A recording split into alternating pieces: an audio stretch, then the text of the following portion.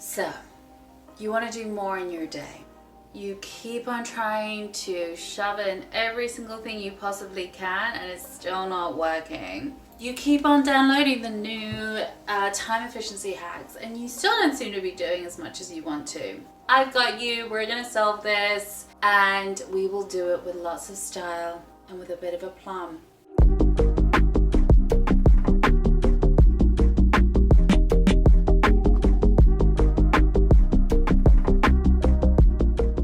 Hiya, my name is Ellie. I am a vibrancy coach for entrepreneurs, and yes, that is as fun as it sounds. Let me break it down for you.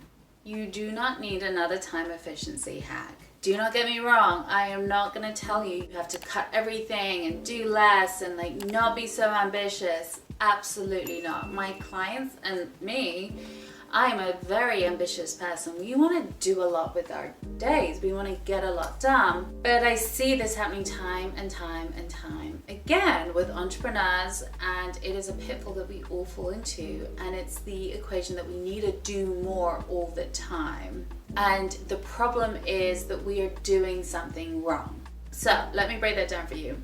The idea is that we can do more if we could just fix ourselves or fix a problem about ourselves.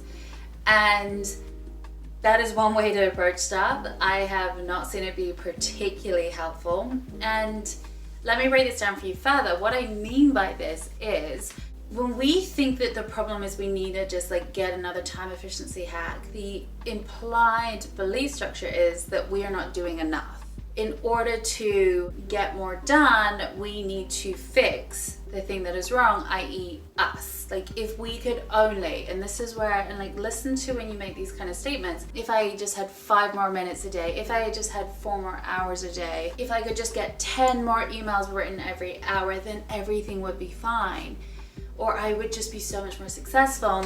And I will be brutally honest, very rarely is that the case. I am very fortunate to work with incredibly powerful, passionate people who are just on their stuff. And if you found me, you're probably the same type of person. You're not a dum-dum who doesn't understand basic principles of time, but you sometimes act in a way that you think is the case. Instead of a time efficiency hack, I want you to focus instead on 3 main things. Okay, 1, prioritization. And this is where it gets tricky, which is why I always advocate for doing this work with a coach or in community or in support or whatever. But prioritization, and prioritization is the stuff that you actually need and desire to do rather than the stuff that you think you should do. The vast majority of us go through life doing the things that we think that we should do rather than the things that will actually propel us forward. So in order to prioritize, we set the big vision first. What is it that I want and why? And the and why is going to be important because the and why gives us the feelings, gives us the context for the goal, for the vision.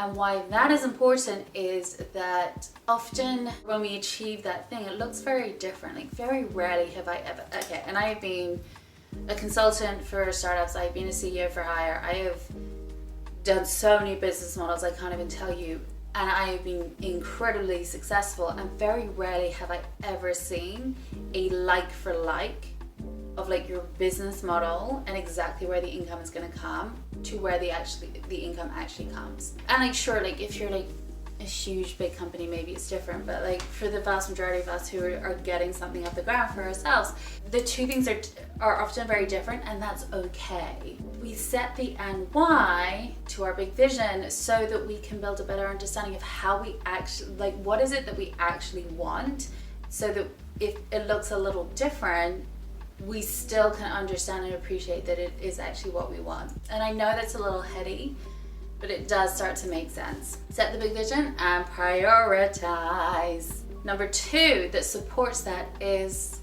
learn your no's and embrace your yeses. Yeses and no's are hard, but if you are going to prioritize the stuff that is actually going to move you forward, you're going to have to say no to some stuff. And I know that feels hard and I know that feels heavy, but it is just the way that it is. And can we just accept that? And then the work is let's not fight that, But how do we accept that? And how do we make that work for us? And how do we feel good about it?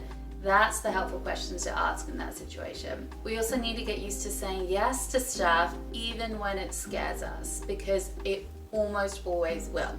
What I see a lot of people doing is they come at stuff and they're like, okay, I'll know it when it's here, and I'll know it when it's a yes, because it will be a full body yes, and like the universe will, like, I don't know, open up its skies and shine the sun down on me.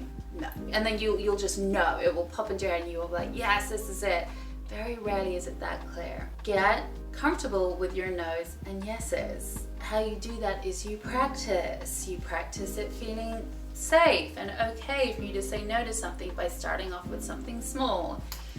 And you start exploring your yeses by, again, practicing your yeses and then not making yourself wrong if the decision didn't come out your way. And I know that just sounds like mind fuckery, but it kind of is. Go with it. Number 3 is stop making yourself wrong. I just talked about it. I'm gonna elaborate. We lose a lot of time by second guessing ourselves, by doubting ourselves, by skipping ahead 12 steps to like, well, what happens when I have to write emails for the 2,000 people who are in my database? Or, you know, I can't just write a personal email, so I need to create this whole complicated system right now. I'll out myself, I'm guilty of this. Like, I've always built companies to scale, so I build a much bigger house than my little bitty company when I first start off actually needs. So not get so lost in how we could fuck it up or how we could get it wrong or how we're doing it wrong right now for the future that we don't actually just do the thing. So you get to decide that you just didn't do it wrong. And this is not to say you're not gonna learn and continue to evolve. Of course you are. I trust you to do that. Learn to trust yourself with that. The second guessing, this like always like looking back and should I have done it this way, should I have done it that way, is such an energy and time suck.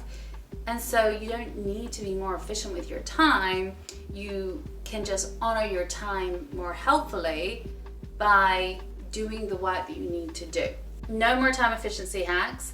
Instead, prioritize based on your big vision. Get clear with your yeses and nos. And finally, don't make yourself wrong. That is the actual work there, okay? So, I hope you enjoyed it. Chelsea's.